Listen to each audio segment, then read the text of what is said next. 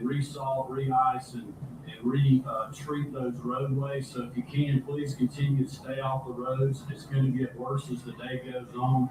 Let us do our work and stay safe out there. We'll keep you posted as things materialize the rest of the day. All right, hear from Governor. Yeah, and we'll keep tracking the governor's updates and pass along any new information to you as soon as we can get it. Right now, let's get over to 11 Alive's Dan Kennedy. He's joining us live in our streaming center this morning. And Dan, you've been speaking with GDOT as they're working to keep our roads safe and clear. That is one of the biggest concerns right now. Yeah, that's why I want to get straight to Natalie Dale with GDOT. She is in their operations center right now. She's been there for hours on end watching all this. Natalie, I really appreciate your time on a busy morning. Can you just quickly update us on how Georgia roads are looking as we speak? Well, a great representation of what we're dealing with. If you look over my shoulder, the bottom screen, we're monitoring about 5,000 statewide cameras here, but the bottom screen is Metro Atlanta, that's downtown connector, and right above it is in Forsyth County. So you've got wet roads that have icy conditions in the metro, and then as you move up into the northeast, we had a variety of precipitation that led to more plowable conditions up there. So we've got plow trucks rolling. We've spread over 1.3 million gallons of brine over 18,000 lanes. We spread millions of pounds rather of salt and aggregate on our road. But we'll continue doing that around the clock, because while it looks like we're done, everyone should realize, wait, there's more. There is a second band of this winter storm coming, and just as Georgia brings the oddest weather at times, in the middle of this, we may even be dealing with thunderstorms in Metro Atlanta. So there's a lot to come. The important part is that by tonight, anything that hasn't dried up or been cleared from the roadways is going to set as ice. We're going to get those extreme cold temperatures. So do what you've been doing and stay off the roads. Give us a chance to get as much work as possible done today during these weather conditions. All right, you mentioned those thunderstorms and the potential for that. What does that do to the salt and brine? How does that complicate things for you guys today? Well, it's going to dilute it, just as you would expect. And so we're going to continue to work with the conditions we have now, getting more material down, plowing where we can, getting that harder salt material down. The rain can turn that into, a new level of brine, if you will. But as soon as that thunderstorm passes, as soon as that heavy rain passes later this afternoon, we'll get right back out there with more tankers of brine, salt, rock, depending on where we are and what we need. It looks like the second part of this storm is going to be most impactful from about east of 75 and north of 520. So we're really concentrating our efforts. A second ago, I saw a big convoy of plow trucks being relocated from south of I-20 up to that northeastern district. So we're sort of shuffling the deck, if you will, to see where our crews are most needed, given what the second band of this storm is going to bring. Natalie, final question for you as we look ahead to Monday morning. Do you anticipate improvements at that point or more issues? And for folks who might be feeling a little stir crazy on the schools are closed, they're ready to head out, what's your message to drivers? Schools have done us a big favor by going ahead and making that call for safety early. My message for drivers is, look, I know we're Georgians. We want to go. We want to do. Now is not the time. Again, you're going to have this false sense of security today. As temperatures get a little warmer, you see the rain come back through. We're getting another band of winter precipitation, followed by some of the coldest temperatures we've seen this year. That is going to be hard freeze on the roadways. We're going to have wet roadways. We're going to have icy situations.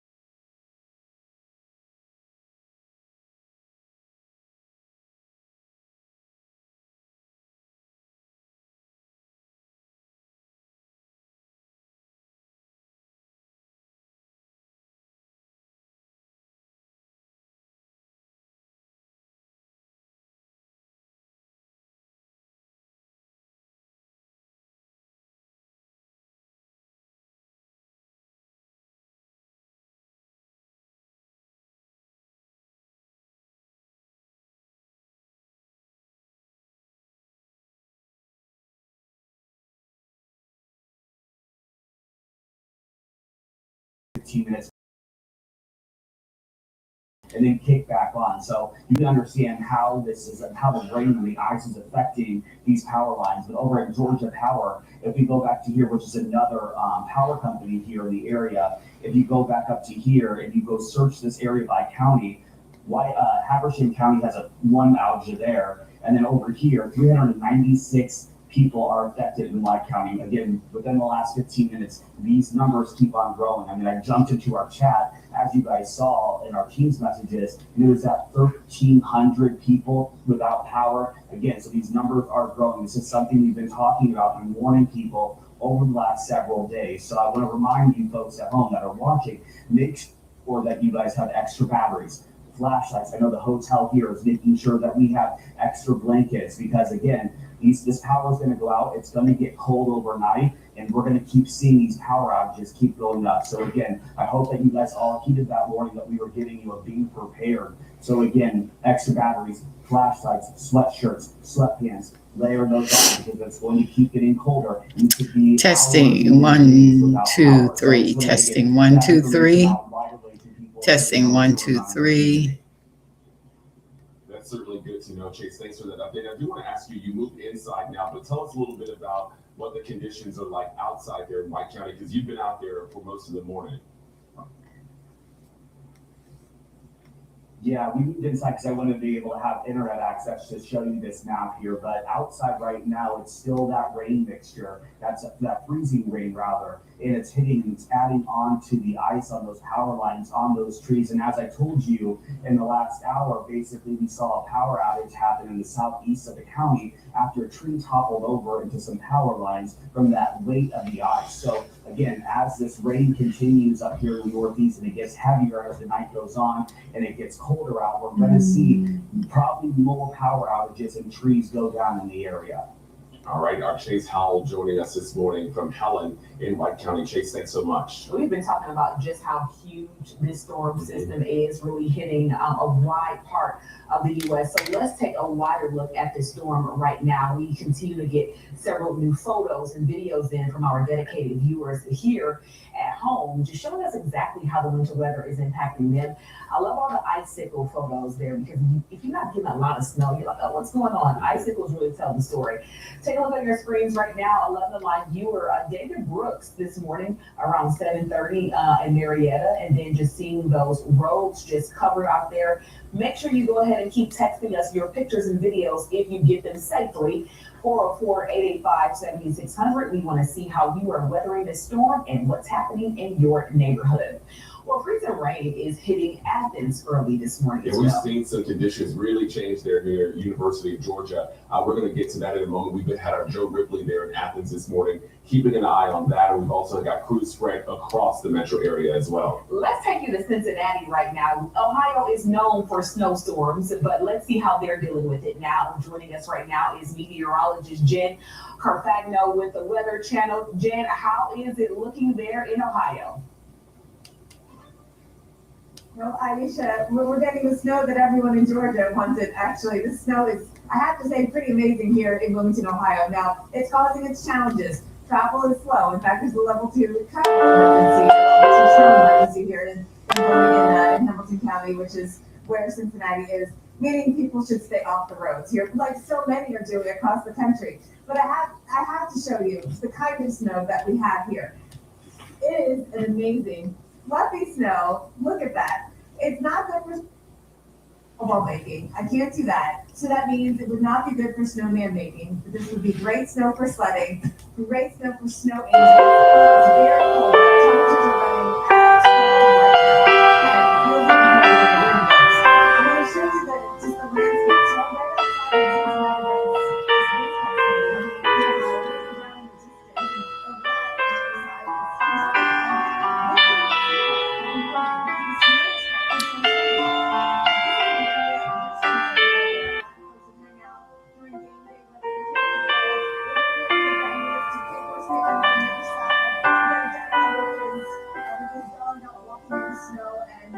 this is really the best of the weather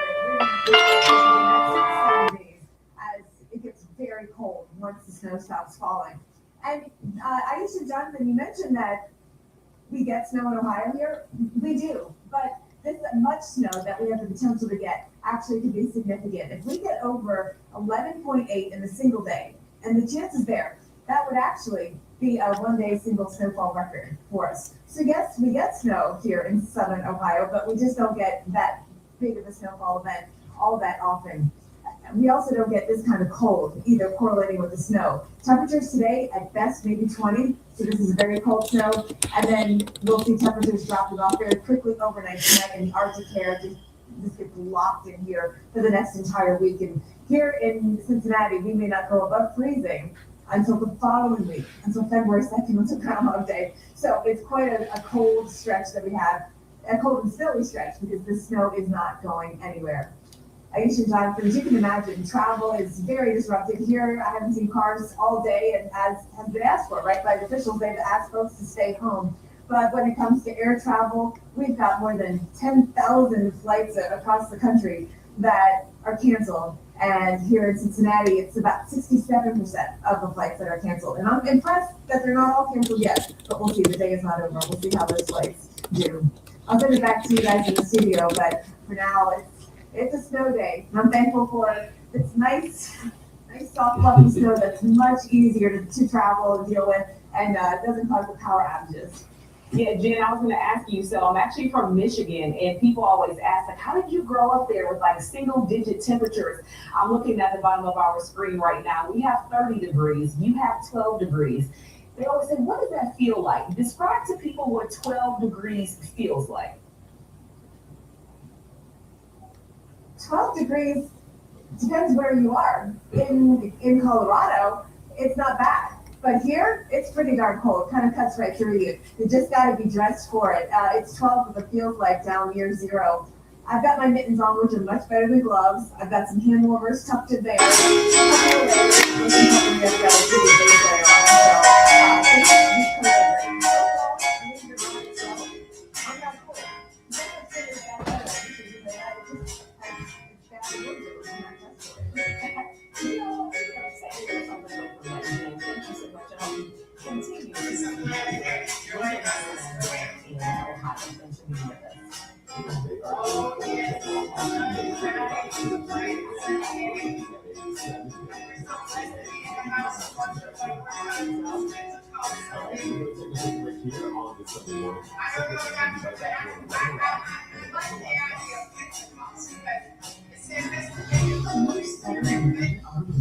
Welcome to the neighborhood, George.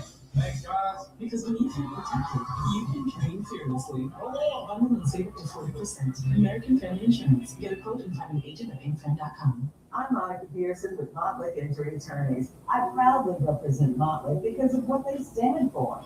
High ethical standards.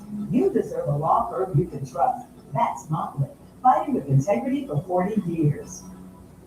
AquaGuard Foundation Solutions, the proud sponsor of 11 Alliance Weather Camera Network. Call today for a free inspection. From foundation repair to basement waterproofing to crawl space inspections. WGU grads are going places.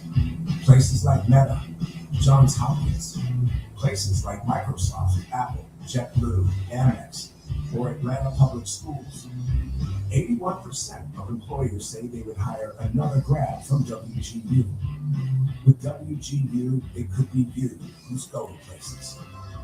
Welcome back this morning. We're just so glad to have you with us this morning.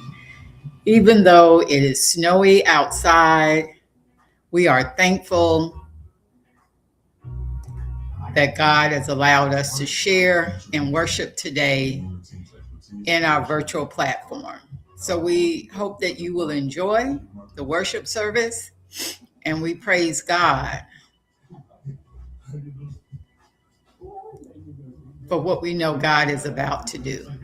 We are so thankful, and we ask that you sit back and get ready for an abbreviated but still awesome worship experience. Be blessed.